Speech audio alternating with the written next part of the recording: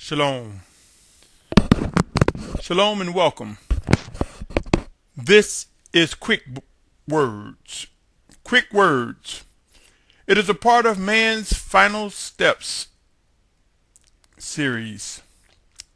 Today is March 19th, 2014. My name is Symmanayah, and if you're tuning in for the first time, Quick Words is a component of Man's Final Steps series, but are designed to be inside 10 minutes, plus or minus a couple of minutes. It is presented to you for the purposes of end time things to consider. End time things to consider. And this segment is entitled Climate Change and Global Warming. Climate Change and Global Warming. With that said, let me begin. My brothers and sisters, there's no doubt we are familiar by now with the foretold prophecies regarding famine, drought, pestilence, and disease. I ask you, do you think scriptures inform us to be mindful of the signs of the time? How many have asked the question, what will be the conditions leading to famine, drought, pestilence, and disease? How many have asked the questions, what types of signs will there be from the heavens? Could this also include the weather? What's occurring in the skies? I submit to you, my brothers and sisters, while those who stand to profit from whether or not climate change or global warming is real, it does not negate the facts. Facts such as the massive droughts that are spreading across the globe. Droughts that are causing farmers to stop and rethink what they will plant. These facts are real. The state of California, many are unaware, is under a state of emergency because of fresh water. Many are unaware that a large percent of our produce, our fruits, our vegetables, our nuts come from California. Soon and very soon we will see the effect of these droughts. It will be a rise, a spike in prices, and then we will see in some cases stores with empty shelves. Facts like a reduction in food supply as a result of no water, or lack thereof, are enlarging across the globe. Facts like California's produce, things such as tomatoes, carrots, lettuce, nuts, grapes even. Even a portion of our beef supply comes from California. California supplies a wide array of food that we eat that is distributed across the United States. But for some reason, we are unaware of what's unfolding before our eyes.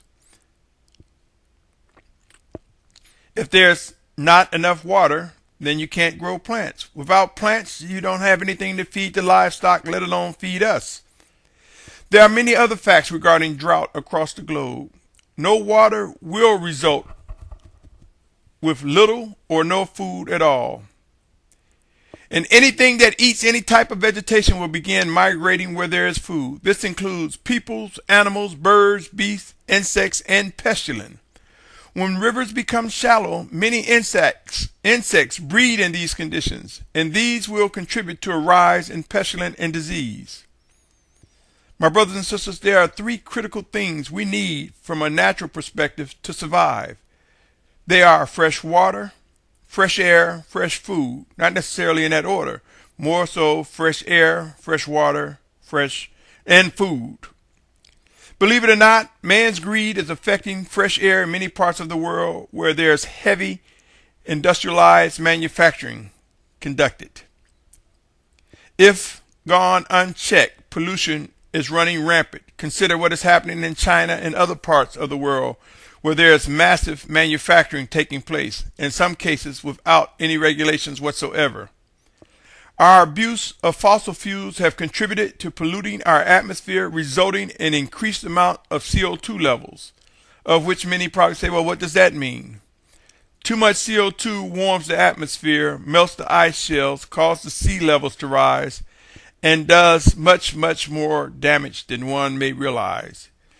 Enormous amounts of trash waste have resulted in methane gas increasing abundantly in the atmosphere as well. Adding to this As the world's population continues to grow, this growth is occurring faster than we are able to produce food. My brothers and sisters, climate change and global warming are real. It has reached the doorsteps of hundreds of millions. Soon and very soon, it will reach catastrophic levels in our own backyard, in our own neighborhoods, right at our door. We will soon see the impact of such. I believe they have begun to reach our doors, but many of us go unaware. Proven that these things exist are the evidence of prices increasing, the evidence of reduced inventory, the evidence of farmers saying they will not plant at all if they don't have any water.